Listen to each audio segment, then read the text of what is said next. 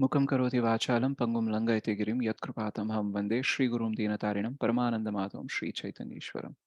Thank you so much everyone for joining the Japa session. So we'll continue our discussion on Shri Shikshashtakam. So we have seen in the first session the overview of Shikshashtakam, who has spoken, how he has spoken, why it is there, and how glorious it is. And then we have seen the Cheto Darpana Marjanam in the first one, and then the Bhava Mahadavagni Nirvapanam, then Shreya Kairava Chandrika Vitaranam, then Vidyavatu Jivanam. So today we will talk about Anandambudhi Vardhanam. So before we begin, we will try to recite this first text at least, and then we'll continue our discussion.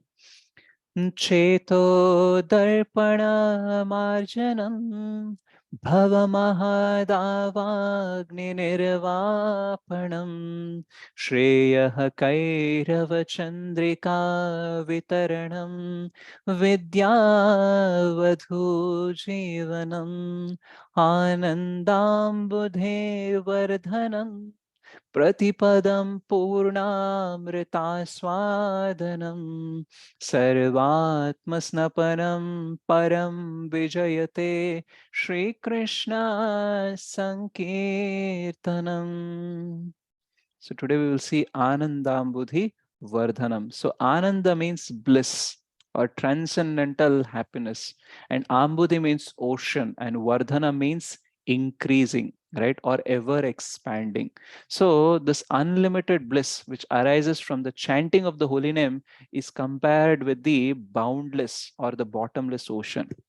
So generally when we talk about an ocean, we will see like, okay, this has this much distance, this much far it is there, it is starting from this point, it will end from this point. So when we talk about the water bodies, we talk about some limits, right?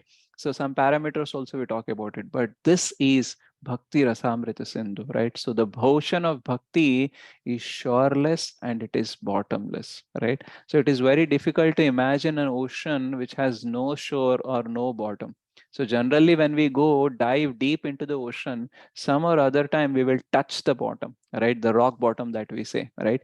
But here in the Bhakti Rasamrita, the more we go inside, the more we can explore it, right? So there is no limit. So Krishna is unlimited. Krishna Bhakti is unlimited. The Ananda that you get in Krishna Bhakti is also unlimited. So how come this Ananda will keep on increasing? Now it will keep on increasing based on how far we have come from Anya Abhilashita to Anya Abhilashita Shunyam. So when this Cheto Darpana Marjanam, Bhava Mahadavagni Nirvapanam, Shreya Kairava Chandrika Vitaranam happens and Vidya Vadhu Jivanam happens, what will happen is the cleansing process is happening and the knowledge to serve Krishna is given. So when we are cleansed, when we are serving Krishna, love towards Krishna will keep on increasing. And when we love someone, automatically in serving them and in hearing about them will make us happy, right? So sometimes, the person whom we love, we always want that that person has to be glorified by someone or us, right? And when we hear the glorification, what will happen? We will feel happy, isn't it? So when Srila Prabhupada 125th appearance day was there, right? So this 125 rupees coin was actually commemorative coin was released by Sri Narendra Modi. And when he was talking about Srila Prabhupada, we all were feeling happy. Why? Because we belong to the same institution which Srila Prabhupada has started. And we all love Srila Prabhupada, we all follow Srila Prabhupada, and because of him, we actually got into this bhakti, isn't it? So when Narendra Modi ji was actually talking about him, we were feeling happy. We never met Srila Prabhupada, all right? But because of his instructions, because of his mercy, we are into the bhakti, and that is the reason we have affection and love towards him. And that is why when he was talking about Srila Prabhupada, we were feeling happy. So this Ananda will actually ever increasing. In general, if we see in the material world, the things that will bring us happiness will not be successful to bring happiness all the time. Sometimes we buy the things to become happy. Initially, when we buy them, the happiness will be there. But over a period of time, our happiness will go down, and the same thing or the same person who has brought us the happiness may bring some irritation and some frustration, some pain also or suffering also, right? But this Ananda is not something material. It is transcendental, it is Divya, and it is always increasing, right? So Kulashekar Maharaj in his Mukundamala Stotra, he says, Hari Sarasi Vighaya Piya Tejo Jalaugham Bhavamaru Parikhinnaha Kleshamadya Tyajami. So this material existence is like a desert, right? And because of this, I am very, very thirsty. And now I want to take bath, right? I want to take a deep dive into this Harisarasi, or the ocean or the lake, or you can say a river of Harinam, right? And because of this, what will happen? I will be able to quench my thirst. I'll get release from this thirst because of this Harinam. So, Bhakti Rasamrita Sindhu. So, the ocean of bhakti is shoreless and bottomless, and it can quench our thirst. Generally, when we are in a desert, if someone gives 2 3 drops of water, then it cannot quench our thirst. What we need is a large amount of water that we need. And sometimes we feel like only drinking water is not enough. We actually want to bathe in the water to quench our thirst, to actually get release from the heat of this desert. So, this Bhava Sagar, or this ocean of material existence, is also known as like a Registan or a desert, a very hot desert where there is no cool or nothing like, quenching our thirst. So all that happiness that we get in this material world, it is like drops only. But what we need is an ocean. So how come bhakti can give us this ocean, and how come this ananda will increase, right? So when we love Krishna, what will happen is the glories of Krishna, the characters or the quality of Krishna, the name of Krishna will start giving us happiness, right?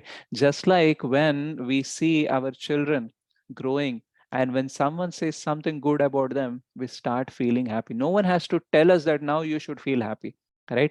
We automatically start feeling happiness. So when we have so many desires for ourselves, when we are selfish, self-centered, whatever we hear about Krishna, that won't give us pleasure, or that won't give us the bliss.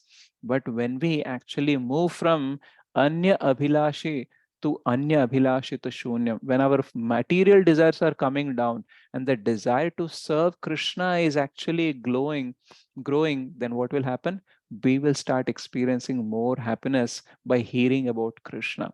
Because when we love Krishna, everything that is related to Krishna will bring us happiness, right? Sometimes if someone says something bad about Krishna, also we feel anger, right? We feel hatred towards the person. Why? Because I know who Krishna is, I love Krishna, I like Krishna. How you can say about like that, right? So generally when we love someone, if we hear something bad about them, we will get angry on that person. If we hear good about them, we will start loving that person also, right? Because you are glorifying the person whom I love, isn't it? So Krishna's glories are unlimited, right? So that is the reason when we glorify Krishna, or when we hear the glorification of Krishna, our ananda is also ever expanding and unlimited. So Krishna is unlimited, Krishna's glories are unlimited. That is why whatever ananda comes from hearing about Krishna, that will also become unlimited. So, in the 11th canto of the Srimad Bhagavatam, in the Uddhav Gita, it is being said that a rich person, wherever he goes, he enjoys. Why? Because he has a lot of money. So, similarly, a devotee is also always happy wherever he go. Right? You put him in the hell, or you put him in the swarga, or you put him wherever, he will be happy. Why? Because he has Krishna. So Krishna consciousness is a resource. Bhakti is a resource. If we have that resource, we can be happy anywhere. In the Chatushloki Bhagavad Gita 10.9, it is being said that bodhayantaha parasparam tushyanti cha ramanti cha. So the devotees discuss and they tell each other about the glories of Krishna, the glories of Rupa, Guna, Leela. Right? All of this, when they discuss, what will happen? Tushyanti cha ramanti cha. They get a lot of satisfaction and they get a lot of bliss in that. Right? And ramanti cha, they will be absorbed in that so much that they forget the world. Right? So when we love Krishna, the discussion about Krishna will become the prime topic for us. See, when we are self-centered, everything related to the world will become important. But when we are Krishna centered, everything related to Krishna will become the important topic, right? So the devotees talk a lot about Krishna, and in that, they'll actually get a lot of pleasure. And the Krishna's glories are unlimited, so we can talk about Krishna unlimitedly. And whenever we talk about Krishna, we are getting the Ananda. So the more we talk, the more Ananda will come. That is why Anandamudhi Vardhanam, it is ever expanding. Sometimes people, even when we are not in bhakti, when we see the devotees giving up so many things, they don't drink coffee, tea, they'll give up all their drinking, all the eating, all the enjoyment and all. So we feel like, oh, they are being, deprived of happiness, deprived of enjoyment. And see, at least we have some chance to enjoy.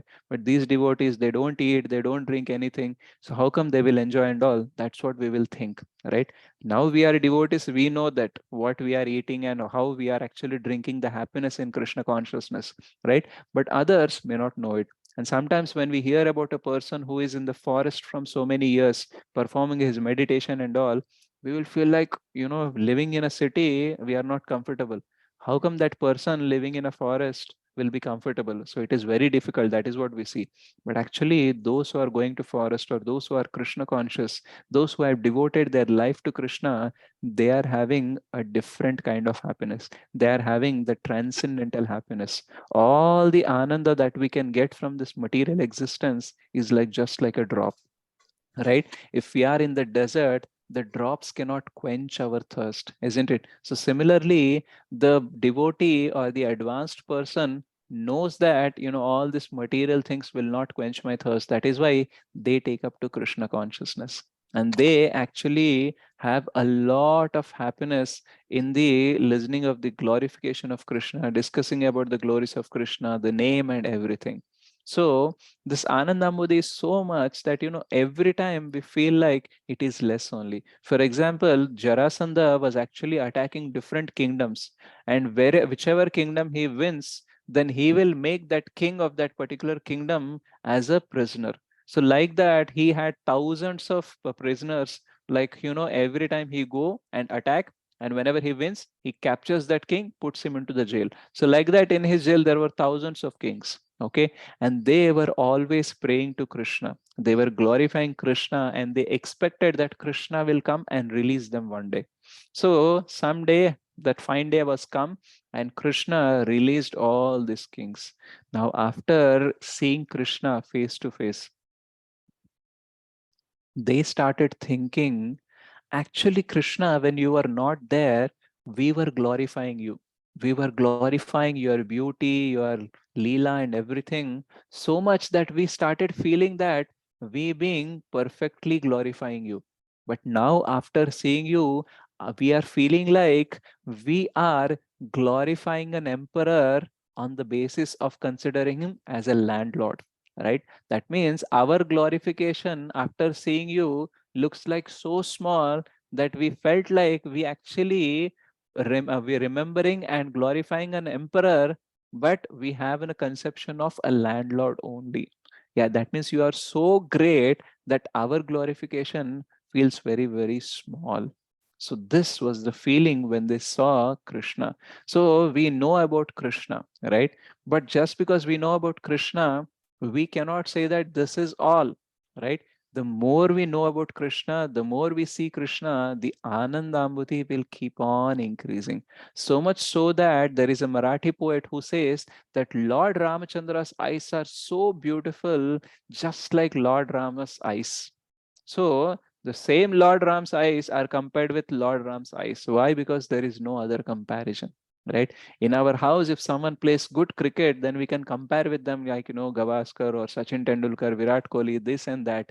But if he plays so exceptional that no one has played like that, then we will find nothing to compare with, isn't it? So similarly, Krishna is so glorious. His name is so glorious. His fame, his beauty, his wealth, all his leelas are so glorious that we cannot compare with anything, right? Even the highest thing that we can see also falls short to compare with Krishna's beauty or Krishna's name or Krishna's leela.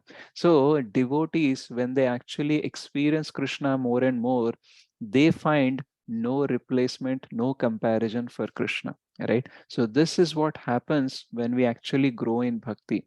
6 months back, 1 year back, we might be hearing the same topics about Krishna, same Govardhan Leela or same Ras Leela or whatever it may be, but our appreciation for that Leela would be very less. Now, when we hear that same Leela, our appreciation will be more. Right? Why? Because earlier we were not loving Krishna, we were not purified. Now the purification has happened little bit. And that is why we see the devotees might be sharing the same Leela with so much pleasure. And every time they share, they actually experience that. Okay, same name we take, Hare Krishna, Krishna Krishna, Hare Hare Rama, Rama Rama, Hare Hare. But the experience will change over a period of time, right? The pure devotees, they have chanted for many thousands of lakhs of rounds, but still they want to chant more and more, right? We are in the initial stage, we feel like 16 rounds is very big, right? But for them, 16 rounds is nothing, right? They feel like every moment we should chant. That is what Kirtaniya Sadahari, that is what they feel like, right? Why? Because they love Krishna so much that they feel like whatever they do is very, very small, very, very insignificant in front of Krishna. Sometimes when we don't like a person, if we have to meet that person for 10 minutes also, it feels like we are meeting him for 1 hour, right? The meeting is going on, like we are always checking the watch, like, okay, when this meeting will end and all, right? But when we love someone, when we are meeting that person, then even if we spend 1 hour, we feel like, Are, just now you came, no, why you are going now? Right? So when we don't like the person, the time is very, very long. When we like the person, the time becomes very, very short. That is called as theory of relativity. Right? So when we love the person, we feel like the time is flying. When we don't like the person, the time doesn't move itself. Right? So this is happens in bhakti. The more purification we get, the more love towards Krishna will actually develop. Okay, the uncovering of our material nature will start, and our spiritual nature will come in front. And because of that, we will start loving Krishna. And everything, every time that we hear about Krishna, will bring us more and more and more happiness automatically. And that is the reason devotees who are advanced, they don't want to talk anything else, right? Not because they are accustomed to do that, okay, or they are domesticated to do that. No, they actually feel joy in doing that. Okay, nowadays we also have so much of prajalpa. We talk about so many other things also. Why? Because still we are not deriving that much joy in Krishna consciousness or talking about Krishna. But over a period of time, we will feel like, why I'm wasting time in thinking about something else? Why I'm wasting time about thinking about someone who is not connected to Krishna? Right? Let me only think and talk about something which is related to Krishna only. Right? So generally, if we are money minded, okay, then we will only talk and do the things which will give us the money, isn't it? We will not do the things or will not talk about that which will not give us money or which we will lose, where we will lose our money, right? So similarly, a devotee will feel like, the purpose of life is to be Krishna conscious, right? So why I should talk or do something which is not Krishna conscious when there is not purpose for it, right? So that clarity will actually increase, and it is not only as a condition, but this is our way to experience the joy. So that is what the understanding we will have when we grow in Krishna consciousness. So if you want to check whether you have grown or not, you should see that, am I still experiencing joy in hearing about Krishna? Is the joy in hearing about Krishna is more or less? The taste for Krishna consciousness has to increase. Okay, the taste for chanting may or may not increase immediately, right? That will take some time. But am I feeling good about hearing about Krishna? Am I feeling to choose Krishna over any other thing? So that we have to check. So because of this, we will understand that, okay, we are growing in Krishna consciousness. So this Ananda Ambudhi is always expanding based on our purification, based on our sincerity and loving towards Krishna. We will start experiencing more and more and more happiness.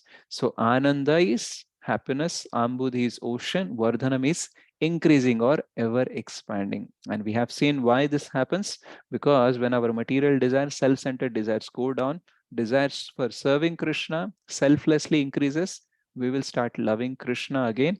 And the more we hear about Krishna, the more glories that we hear, that will start bringing a lot of happiness into us. So this is about Ananda Ambudhi Vardhanam. So in the further classes, we will see Pratipadam Purnamrita Swadanam, Sarvatma Snapanam, and all the other rest of the verses. Okay? So Shri Shikshashtakam ki jai, Shri Chaitanya Mahaprabhu ki jai, Srila Prabhupada ki jai, Nitai Gaud Premanande, Hari Hari Bol. Thank you so much, everyone. Hare Krishna.